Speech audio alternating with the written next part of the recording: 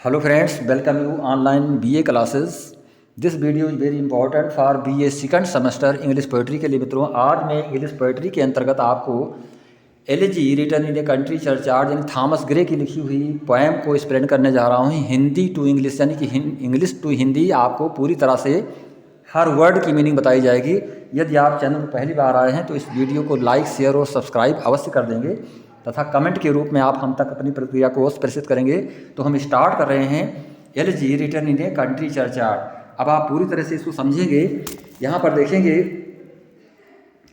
ये जो एलिजी शब्द लिखा हुआ है, एलिजी का मतलब होता है मित्रों शोक गीत। जब हम कोई शोक गीत लिखते हैं तो उसको इंग्लिश में एलिजी कहते हैं। Written in a country churchyard, एक कंट्री के चर्च से संबंधित ये एलिजी आपकी है, जिसमें चर्च होता है, जिसमें कि कब्रिस्तान के दृश्य को एक्सप्लेन किया गया है।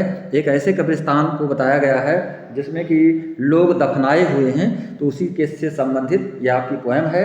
तो हम प्रत्येक वर्ड को अलग अलग तरीके से आपको समझाते हुए आगे बढ़ेंगे। तो देखेंगे इसमें द कर्फ्यू, ये वर्ड लिखा हुआ है द कर्फ्यू। कर्फ्यू का मतलब होता है चर्च की घंटी, यानी चर्च में, गिरजाघर में जो घंटी बजती है उसी को कर्फ्यू कहते हैं। तो यहाँ पे इंडिकेशन किया गया है कि कर्फ्यू का मतलब गिरजाघर की घंटी। द कर्फ्यू टोल्स, और टोल्स का मतलब होता है रिंग, यानी बजना। तो यहाँ पर आप देख रहे हैं जब घंटी गिरजाघर की बजती है, the curfew tolls the knell of parting day. आप पूरी तरीके से इसको समझेंगे। The knell of parting day का मतलब होता है, तो ऐसा लगता है कि दिन समाप्त होता है, यानी दिन की समाप्ति की ओर संकेत कर रहा है।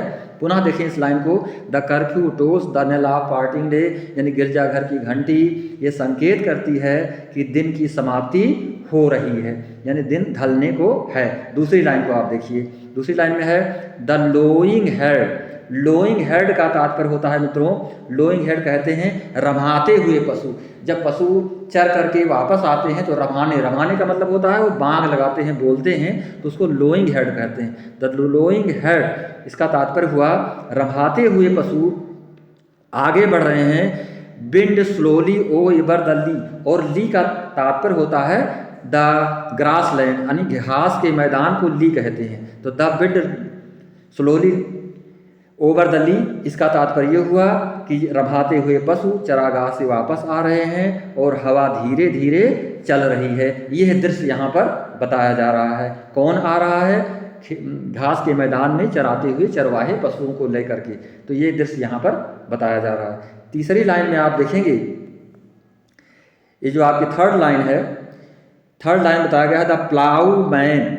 प्लाऊ मैन कहते हैं मित्रों कृषक को, हल चलाने वाले को प्लाऊ मैन कहते हैं। द प्लाऊ मैन, और होम वार्ड का मतलब होता है घर की तरफ, यानी कि जो किसान हैं जो खेतों में काम कर रहे हैं वो हल को चलाते हुए घर की तरफ वापस लौट रहे हैं। प्लाट्स का मतलब होता है घर, उस कार्य को समाप्त करके घर को वापस लौट रहे हैं। हिज बेरी बे का तात्पर्य होता है यहाँ पर अपने रोज के उस रास्ते से थके हुए, यानी थके हुए। जब कृषक काम कर लेते हैं, कार्य कर लेते हैं मित्रों, तो आप समझते हैं कि वो थक जाते हैं, तो थके हुए उस रास्ते से वो शाम के वक्त अपने घर की ओर वापस हो रहे हैं, ये बताया गया।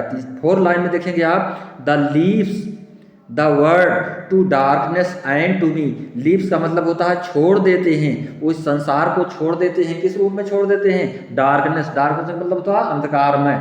यानी कि अब आप यहाँ पर ये समझेंगे कि जो कब्रिस्तान है, उस कब्रिस्तान में जो लोग सोए हुए हैं, जो दफनाए हुए हैं, उनको यह संकेत मिल रहा है कि उनसे अलग हो जाते हैं। अर्थात ऐसा यहाँ पर बताया जा रहा है कि and leaves the world to darkness and to me, वो ऐसा प्रतीत होता है कि सभी के लिए उस संसार को एक अंधकारमय वातावरण में छोड़ देते हैं और अपने घर की ओर चले जाते हैं। तो यहाँ पर कवि ने यह बताने का प्रयास किया है जो कब्रिस्तान में लोग दफनाए हुए हैं उनके लिए जब शाम होती है, अंधकार हो जाता है, तो ऐसा बता रहा है कि वो उस डार्कनेस में सो जाते हैं, सोए हुए हैं प्रतीत हो रहे हैं। तो पूरे ही स्टेंजा को आप समझ गए होंगे।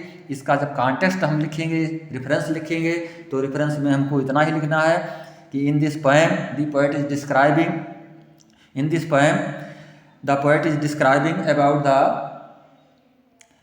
Ploughman who is returning to his home. वो अपने घर को वापस लौट रहा है। और रेफरेंस जो लिखेंगे तो in this stanza has been taken from the poem the elegy written in a country churchyard composed by Thomas Gray. तो इस तरह से हम रेफरेंस को लिखेंगे। अब आप सेकंड पोएम को देखिए। सेकंड पोएम में क्या बताया जा रहा है सेकंड पोएम आपके लिए मोस्ट इम्पॉर्टेंट है, पूरी ही तरीके से आप इसको समझेंगे। ये जो सेकंड पोएम है नाउ फेड्स, हाँ ये आपकी जो सेकंड पोएम है मित्रों, इस सेकंड पोएम को आप देखेंगे, इसमें बताया जा रहा है, कवि बता रहा है, now fades the glimmering landscape on the side and all the year a Solomon stillness holds, save where the beetles wheels his droning flight and drowsy tinkling lull and distance fold। तो ये poem आपके लिए most important है, प्राय सभी यूनिवर्सिटियों में पूछी जाती है। तो इसमें हम देखेंगे कि इसमें कवि कह रहा है फेड्स, ये जो फेड्स लिखा हुआ है, फेड्स का तात्पर्य होता है मतलब धुंधलापन, जो धुंधला होना, स्पष्ट ना दिखाई पड़ना, तो उसको फेड्स कहते हैं। नाउ फेड्स द ग्लिमरिंग, और ग्लिमरिंग का तात्पर्य होता है मित्रों, ग्लिमरिंग का मतलब प्रकाश धीरे धीरे शांत होता है, यानी कि जब सूर्य का प्रकाश धीरे धीरे शांत होता है तो उसको इंग्लिश में कहते हैं glimmering. Glimmering landscape on the side, जो उसका दृश्य होता है वो बहुत ही धीरे धीरे धुंधलापन को ले लिए होता है, अर्थात धुंधलापन उसमें छा जाता है। और सेकंड लाइन में देखेंगे मित्रों, एंड ऑल द ईयर, जो पूरी तरह से हवा जो चल रही है, वो पूरी हवा जो है सॉलमन, सॉलमन का मतलब होता है गंभीर रूप धारण कर लेती है, और गंभीरता को धारण करते हुए दृश्य प्रतीत हो रहा है। स्टिलनेस होल्ड, स्टिलनेस का मतलब होता है शांति का वातावरण छा जाता है। एंड ड्रोजी टिंकलिंग लल, एंड ड्रोजी मतलब यहाँ पर ये सेब शब्द जो आया हुआ है, सेब वर्ड आया हुआ है, सेब का मतलब होता है उसके अलावा, उसके अतिरिक्त, वेयर द बीटिल व्हेल्स, बीटिल व्हेल्स का तात्पर्य होता है जहाँ पर एक तरह से गुनगुनाने की आवाज़, भनभनाने की आवाज़ सुनाई पड़ती है। हिज ड्रोइंग फ्लाइट, पूरी तरह से ड्रोइंग फ्लाइट मतलब गुनगुनाहट की जो आवाज़ सुनाई पड़ती है। एंड ड्रोजी टिंकलिंग ललाट डिस्टेंट फोल्ड, टिंकलिंग का मतलब होता है एक तरह से पशुओं के मतलब चरने की आवाज़, गुनगुनाने की आवाज़, उसके गले में जो घंटी बजी हुई है। ड्रोइंग टिंकलिंग लल, टिंकलिंग लल मतलब पशुओं के गले में बजी हुई घंटी की आवाज़, इसको कहते हैं ड्रोइंग टिंकलिंग लल्स कहते हैं। द डिस्टेंस फोल्ड, यानी दूर से ही उनकी घंटी की आवाज़ सुनाई पड़ती है। तो पुनः पूरे स्टेंजा को आप समझेंगे कि in this poem the poet is describing the scene of returning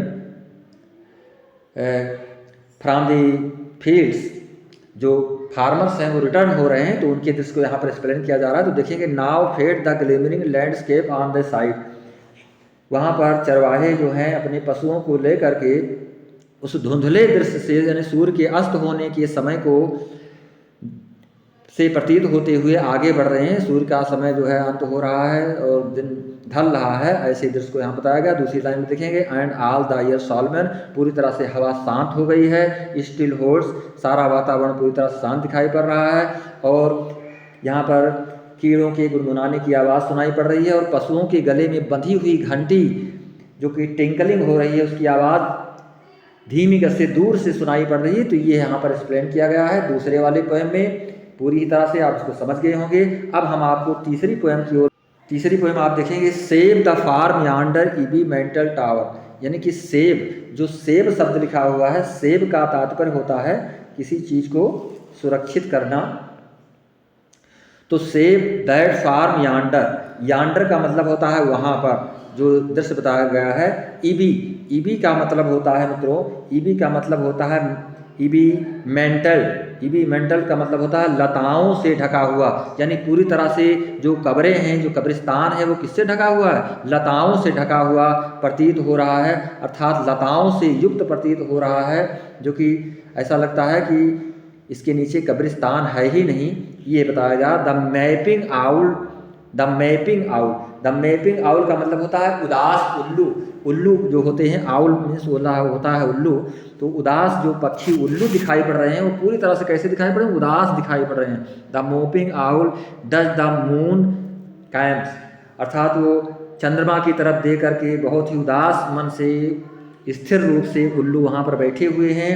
आप such wandering near the sacred port, पूरी तरह से एक जो राहगीर के रूप में जो कृषक जो वापस आ रहे हैं, उनको दिखाई पड़ रहा है कि वो पूरी तरह से शांत वातावरण में एकांत उनके जो शांति है उस एकांत को भंग करना चाहते हैं। ऐसा लगता है कि जो पशु रिटर्न हो रहे हैं, वापस हो रहे हैं, वो उस उल्लू के शांत वातावरण को, उस दृश्य को भंग करते हुए दिखाई पड़ रहे हैं, क्योंकि उनके गले में बधी हुई घंटी जो है उनके शांत को क्या कर रही है, भंग कर रही है। तो ये आपके 3rd नंबर स्टेंजा में बताया गया है। तो तीनों ही स्टेंजा आपके लिए मोस्ट इंपॉर्टेंट है, प्रायः सभी यूनिवर्सिटी में पूछे जाने वाले स्टेंजा हैं। तो ये फर्स्ट पार्ट में आपको मैं एक्सप्लेनेशन को दे रहा हूँ। सेकंड पार्ट में आपको और स्टेंजा का एक्सप्लेनेशन आपको मिलेगा।